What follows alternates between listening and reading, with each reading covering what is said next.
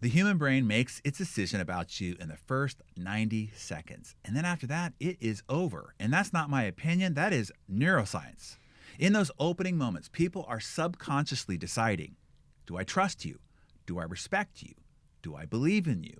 And if you don't win those first 90 seconds, you spend the rest of your presentation digging out of a hole that you created. The problem is, most presenters start with what I call throat clearing, thanking the audience, apologizing for time delays or for being nervous, explaining what they're going to cover. By the time they finally get to something meaningful, the room is already gone. Attention has wandered. Devices are out and minds are elsewhere. So how do you hijack attention from the very beginning? You flip the script. You don't start off with yourself. You start off with them. You speak directly into the conversations already happening inside their heads. I'll give you an example.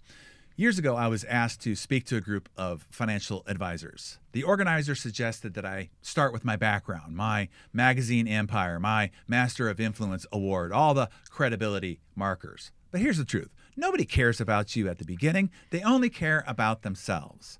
So instead, I walked out and I said, right now, the clients you're fighting to keep are being seduced by competitors who know exactly how to steal them. In the next 45 minutes, I'm going to show you how to stop that from happening. So what happened? Well, the phones went down, the pens came out, and every head lifted. Why? Because I was speaking into their fears and desires in the very first sentence. That's the neuroscience at work. When you trigger relevance and urgency and emotional stakes immediately, the brain releases dopamine, the neurotransmitter of desire and focus. You literally light up the parts of the brain that make people lean forward and lock in. Inside Riveting, I teach you what I call the 3-part opening formula. It is a precision engineered sequence that turns those first 90 seconds into an attention hijack.